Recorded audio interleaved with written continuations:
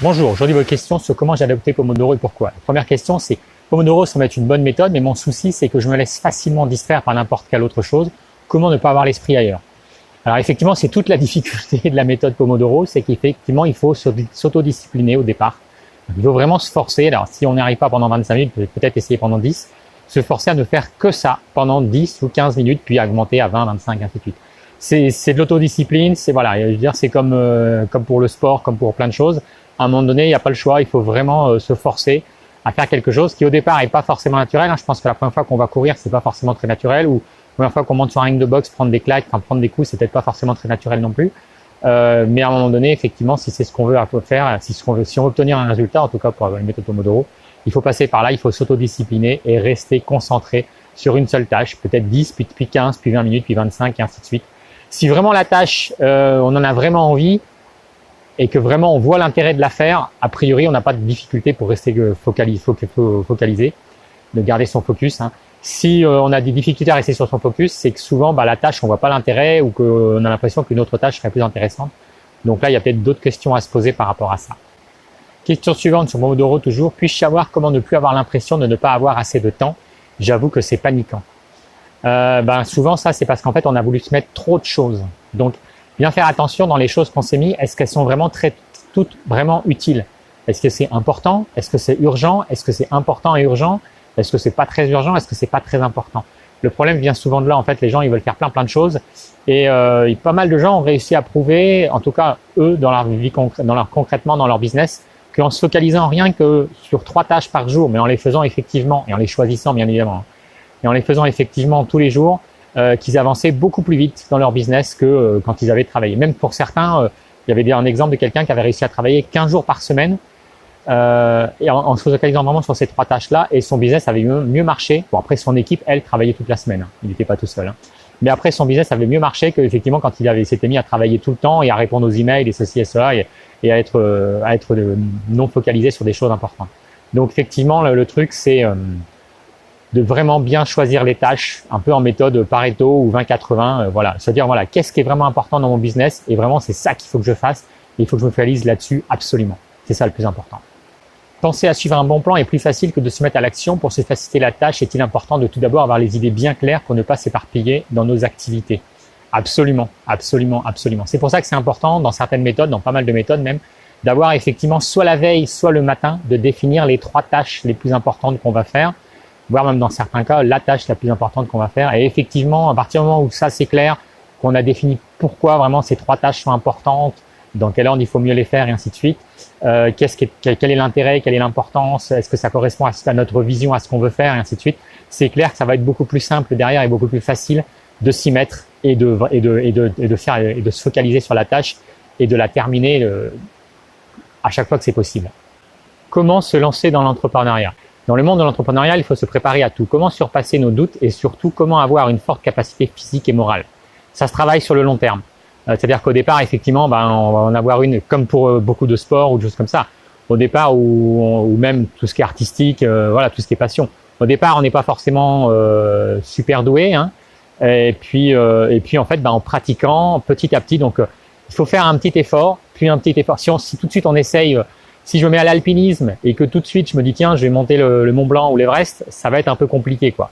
Alors que effectivement si je me mets à l'alpinisme et qu'au début je commence par faire un petit peu d'escalade et puis peut-être je sais pas pendant 1 heure, puis après pendant 1 heure et quart, puis après 1h30, 2 heures et ainsi de suite, et que chaque jour ou chaque week-end je progresse, à un moment donné je vais devenir bien meilleur par rapport au début.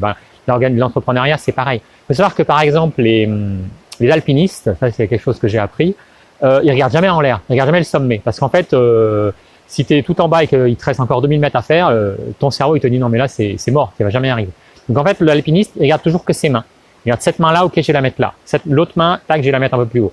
Et en fait, il regarde toujours sa main. Et le but du jeu, c'est pas d'aller au sommet. Le but du jeu, c'est de mettre une main en haut, puis l'autre un peu plus haut, puis l'autre un peu plus haut, puis l'autre un peu plus haut, et ainsi de suite. Et à force de faire ça sans relâche, on arrive au sommet.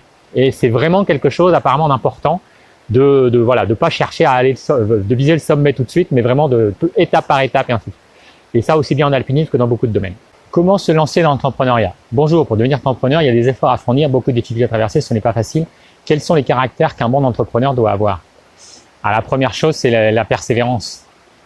Parce qu'effectivement, ceux qui échouent, en général, c'est parce qu'il manque de persévérance. Donc, soit parce que eux ont pas les capacités d'être suffisamment persévérants, soit parce qu'en fait, le projet pour lequel ils sont, ben, en fait, ça les motive pas suffisamment, c'est pas ce qui leur correspond.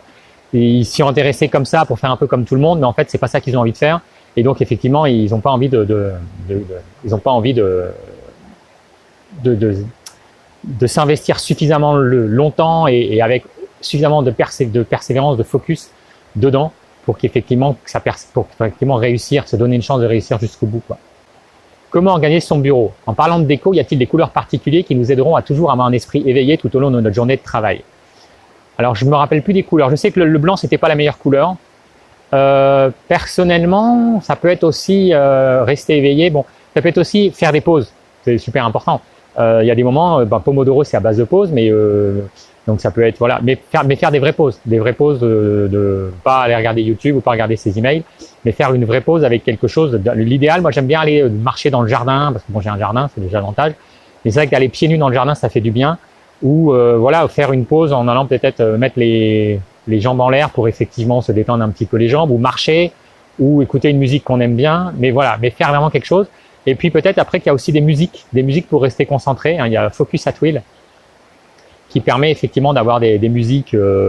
Alors il y a un test au début et après la musique s'adapte en fonction de ses besoins et du type de travail qu'on fait pour effectivement rester concentré. Vouloir rester concentré 2 heures, c'est pas non plus, c'est totalement utopique. Faut être réaliste. Après, suivant les tâches, suivant les gens, moi j'ai remarqué qu'entre 25 et 50 minutes c'est la bonne durée. Après au-dessus, au-dessus c'est un petit peu plus difficile. Voilà, donc vouloir rester concentré 4 heures, c'est stupide.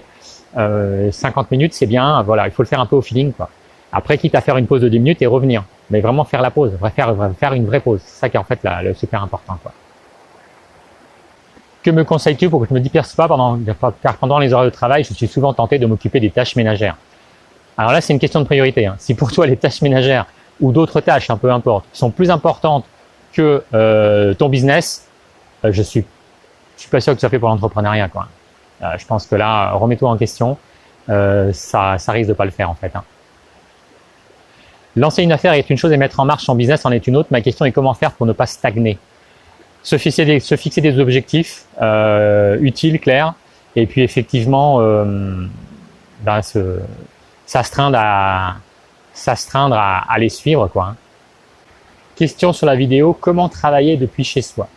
Alors souvent j'ai besoin de me rendre sur YouTube ou bien je rattrape mon téléphone, mais ce sont de vrais voleurs de temps.